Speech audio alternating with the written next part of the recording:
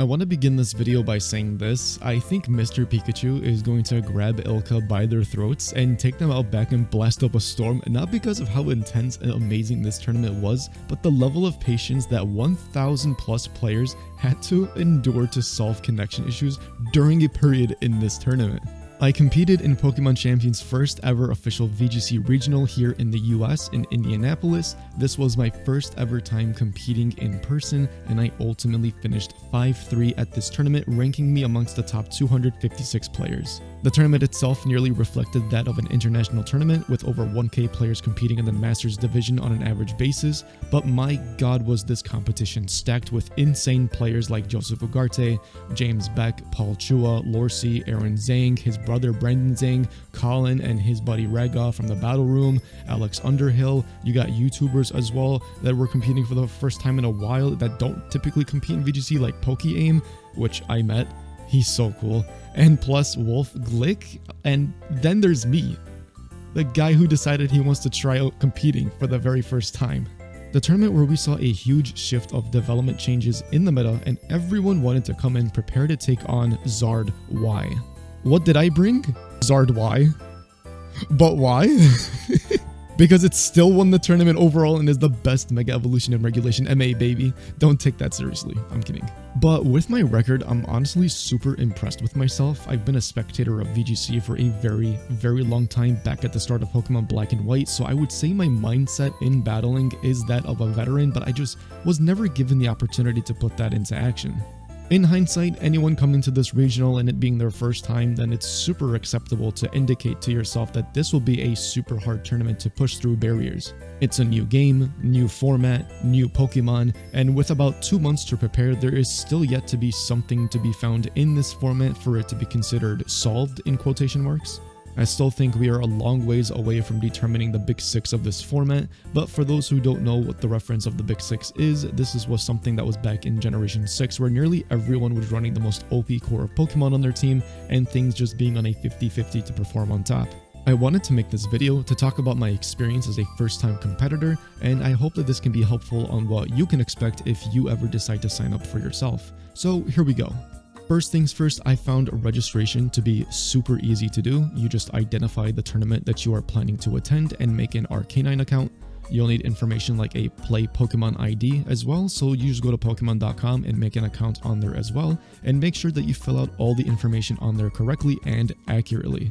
When registration opens, you just click the link on the Arcanine website, I'll bet the one that you want to register for, and you're put into a queue. And then you'll see a new page load showing payment and such, and you'll have like a timer. I believe it's like a 15-minute time gap for you to fill out the details and submit payment. And then once you submit payment, I believe it's like an $80 entry fee for Masters Division and like $40 for Seniors, I think, something like that. But it is quite a hefty price to play Pokemon of all games, but VGC in general is going to take a toll on your bank account with the travel expenses as well. I recommend that if you can drive, then make the drive, even if it's like 10 to 11 hours. I think it's much more worth it than booking a plane ticket and risking a missed flight or anything that might just be unforeseeable. I mean, the same thing can happen with a car, right? Like you can probably have your car break down or whatnot, but I say that if you want to be on the cheaper side of things and be on a budget, I think driving is most affordable. And then you just find a cheap place to stay. You can split it with your friends if you're going with a group, but just overall try to keep a good budget for yourself because this hobby is expensive even on a competitor's perspective. But once all of that is booked and you figure it out, it's time to pretty much practice for the format that you're going to be playing in that tournament. And when I say practice, I mean practice. This is exactly what I did, and I went ham for 2 months behind the scenes grinding out games alongside online tournaments and trying out different teams while studying the meta, because while I'm not necessarily new to battling, the added prep really helps shape the foundation of your team that you want to use and gives you that confidence boost that you need knowing that you prepared well. And let me tell you, once you take your first step into the venue and they announce round 1 pairings, it makes a huge difference once you see what you practice against pop up in real life. The last thing that you want to do is show up and begin the day going 0-1, and that's exactly what I was fearing because I had no idea if what I did was enough to do well. And well, to my surprise, it did go well. Starting off the day going 4-0, and I'm shaking in my boots because Wolf was also 4-0 going into that tournament as well, starting off the day, and I was just hoping I would not get paired up against him, which thankfully it didn't happen. But I didn't fight a single Zard Y team. I was expecting Zard Y to be almost everywhere in my rounds, but it was mostly just a mix of balance and offense, to which I prepped for, and then the reality hit when I got paired up against Trick Room teams back to back, putting me at 4-2.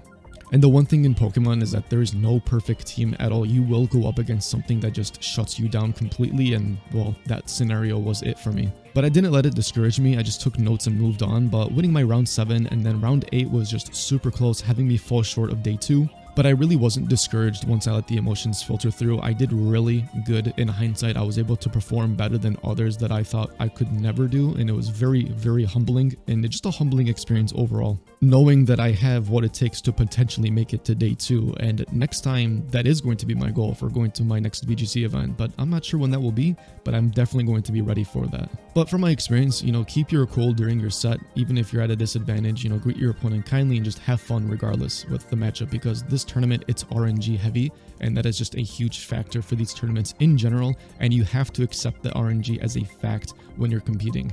Even when at a disadvantage, keep your composure, figure out a game plan, and there will be many cases of your opponent constantly looking at you and the game multiple times to see your reaction to things happening to throw you off. I had a round where my opponent outsped one of my Pokemon and it caught me off guard, but I kept my cool and it didn't really react to it much because I was simply taking notes in my notebook and used that valuable knowledge in game 3 to win, so that when I play that setback and go into game 3, because I knew about it, I was able to play around it and ultimately take the set for my win.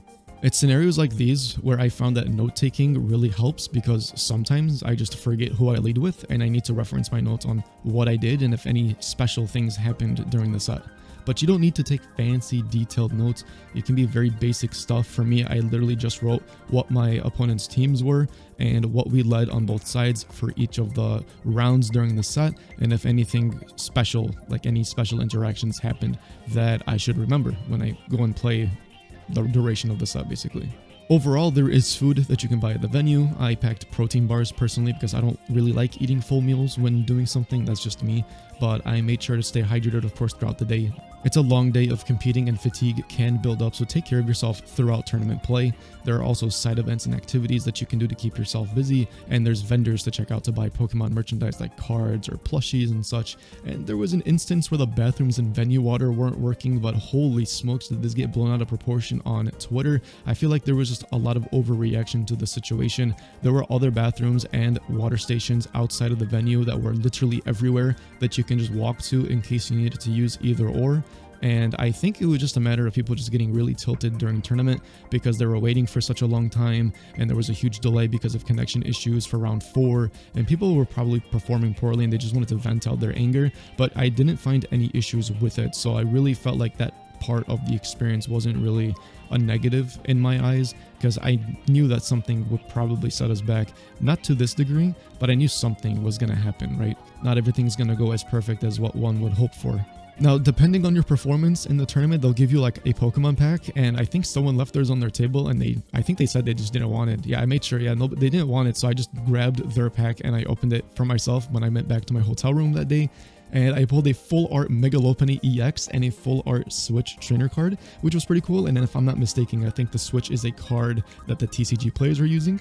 So that was pretty cool. And with that said, Champions is coming out on mobile very soon, so we will see a huge spike in player base for this game, and we'll soon have Regulation MB come out, which is exciting as the meta continues to evolve and shift. But so far, I'm really enjoying Champions for what it is, and it was really cool to see how everything was set up at the venue, because I always watch the streams, right, and see how the VGC production team is operating, but seeing that on site was actually a whole different experience as well, which I think was pretty awesome. Overall, that was my experience going to Indy for my first VGC tournament. I had a great time rocking it out solo and getting to meet other content creators in the space. It felt surreal to actually just be in the same room as some of these guys, and at the end of the day, I'm just a normal guy that's just a fan of the series, looking to do cool stuff for Pokemon, and this was something that on my bucket list I wanted to check off, and I'm glad I was able to do so.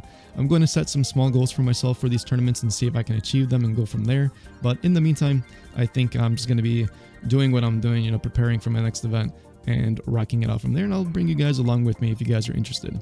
But if you have any first-time experiences you'd like to share going to VGCs, tournaments and whatnot, feel free to leave them in the comment section. I'd love to read them. Leave a like if you enjoyed this video, and subscribe if you are new to not miss out on uploads. I know I was on a hiatus, but things are just going on that's preventing me from doing content/streaming at the moment, but everything is fine, don't worry. But you can join the Discord anyways to stay connected regardless. Thank you guys for watching, and I will catch you all in the next one. Peace out.